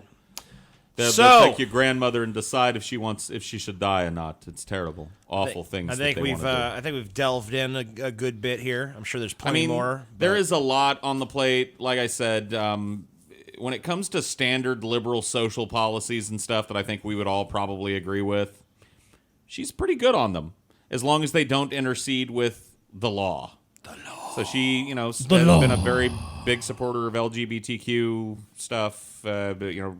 Supporter of transgender people to use whatever bathroom they choose. All of that stuff. Very solid on that. Has solid credentials on all of that. I kind of, once I started finding out about her law enforcement ties and the constant appeasement of law enforcement, I really focused a lot of the pulling on that, because I feel like that's where not only we, but our audience would probably have the biggest disagreements with her.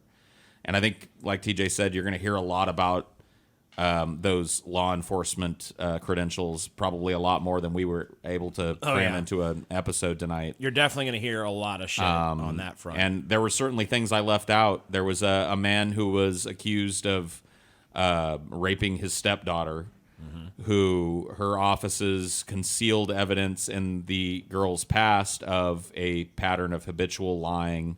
Wasn't she diagnosed as a pathological liar? Diagnosed as a pathological liar. Of course, withheld all of this evidence from the defense team during the trial. And that guy's still that in guy jail, is still in jail, as far as I can tell. Right. She fought every attempt to overturn his case, and fought to keep him incarcerated. So fought any attempt he made at getting a retrial. Right. And as far as I know, he's still in prison. Like I said, I don't know whether or not he was guilty of the crime that he said he was, but right. But he was convicted on.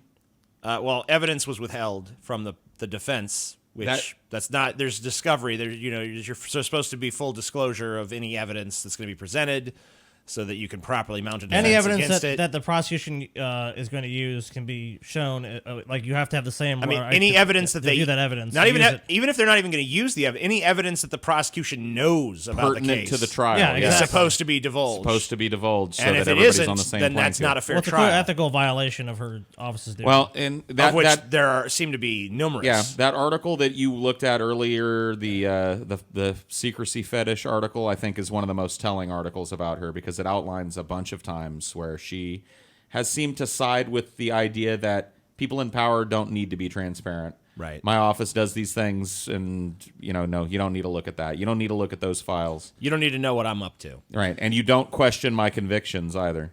Yeah. Nope, he doesn't deserve a retrial because we withheld critical evidence that might have changed his trial outcome. He's just guilty. That's it. Yep, he's guilty. Let him rot. 70-year prison sentence, by the way. So, anyway, what do you guys think?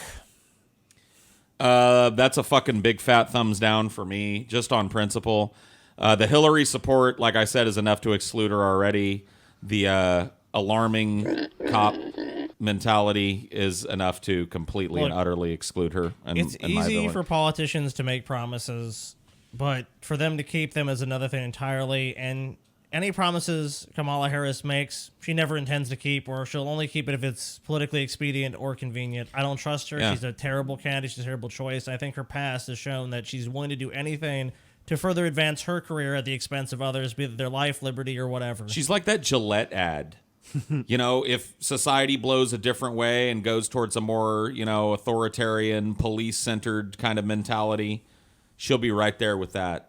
Marijuana will be right back on the schedule again if that's, it's just a wishy-washy politician that'll take fucking any position that she thinks will get her up that ladder. And this is the highest she can get on this fucking ladder.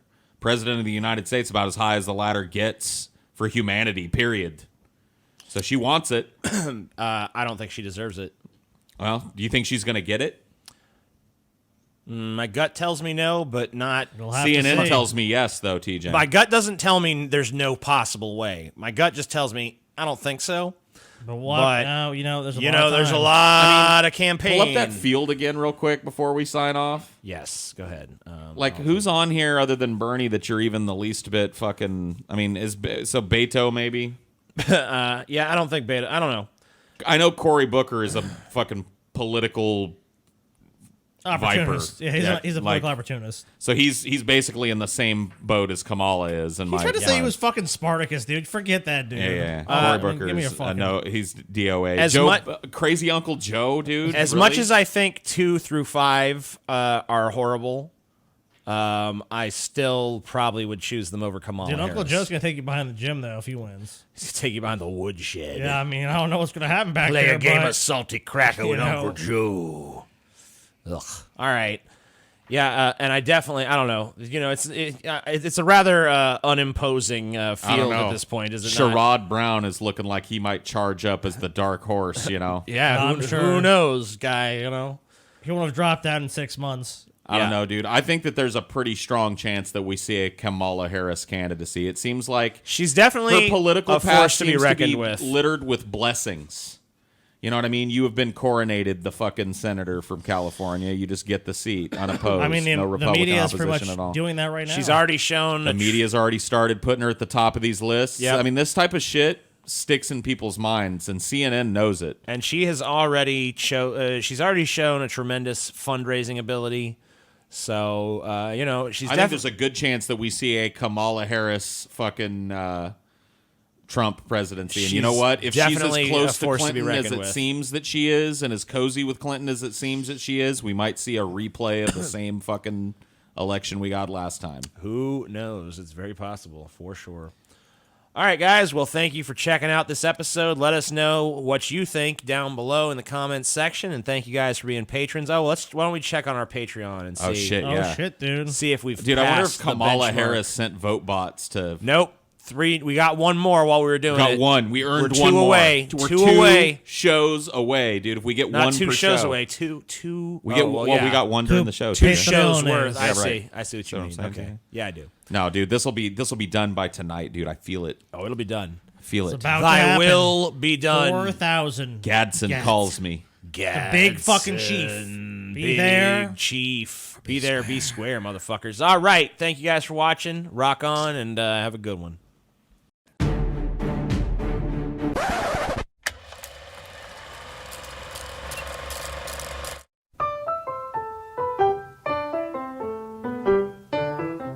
Listen, become a fucking patron, you stupid fuck! What are you waiting for? Huh? Get up, grab your credit card, go over to Patreon and become a patron already, for fuck's sake, what am I gonna do? Spoon feed you epic shit while you lay on your back? You gotta go where the food is! Go! Reach into your wallet, take out that card, go to Patreon and swipe that motherfucker and become a real man! Or woman. Or a woman.